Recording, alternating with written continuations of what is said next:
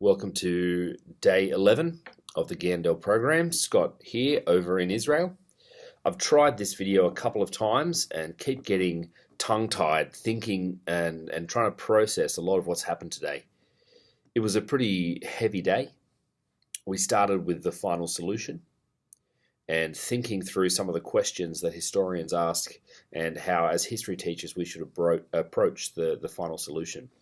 One of the debates was over whether it was intentionalist or functionalist, whether this systematic program was carried out in a way that had been planned and thought through from the start, or whether this was opportunity.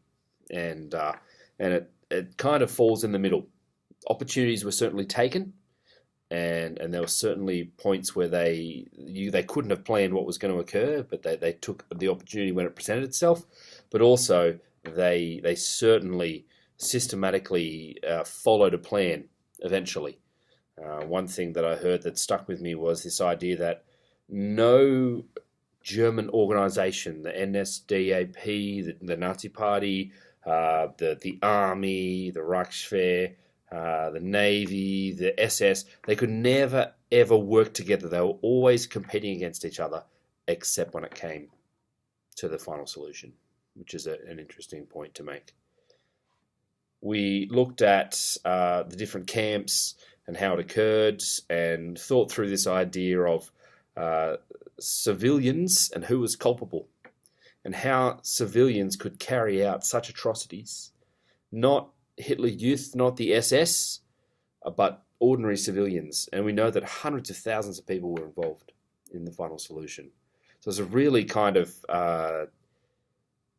dark session thinking through. And as educators, if we're going to teach this, we really need to do a lot of thinking about it before we introduce the topic to 14-year-old, 15-year-old boys and girls and get them to think about it. So it was really...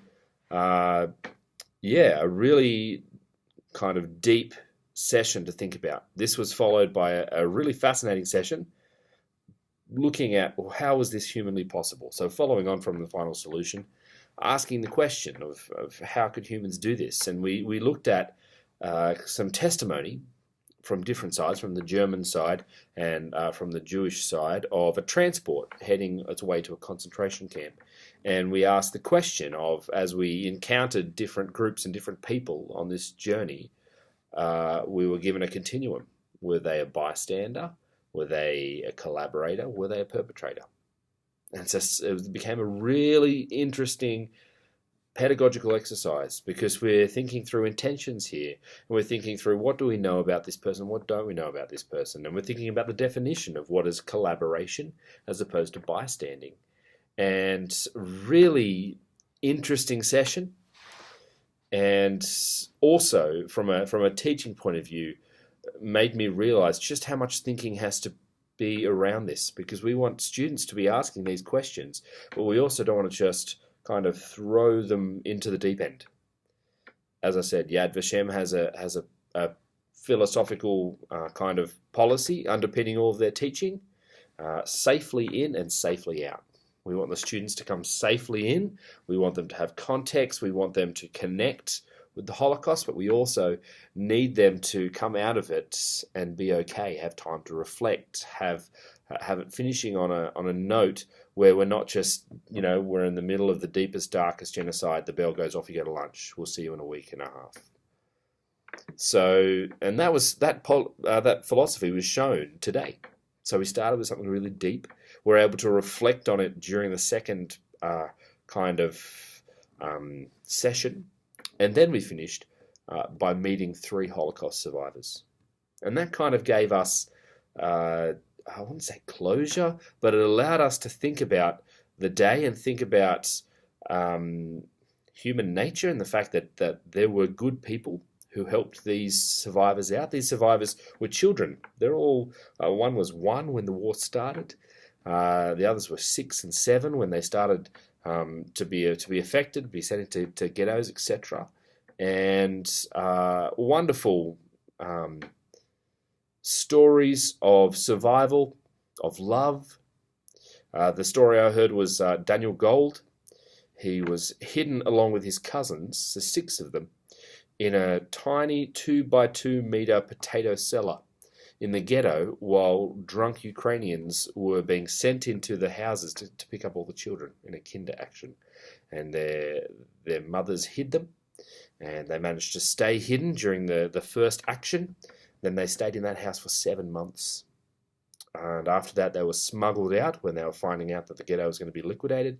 They were smuggled out into a nearby farm where they hid under the house for another 4 months. So it's just incredible, these stories of survival and what some people were willing to risk for others, and really finish the day, I guess, on a high note as we reflected together as educators, thinking about these stories and thinking about these incredibly brave people who wanted to share their story and wanted for people to hear what was, some horrific, painful memories for them.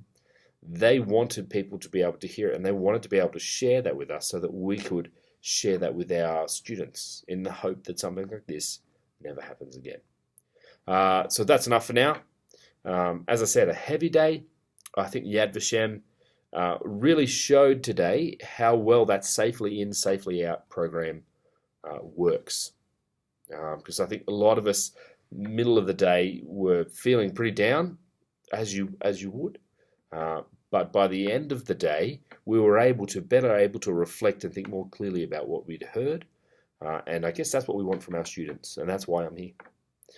So, if anyone has any questions about that, feel free to chat to me in various capacities when I get back. And I'll be seeking to put those philosophies into practice when I teach my students and thinking about how to help other teachers along the way with that. So, catch you tomorrow.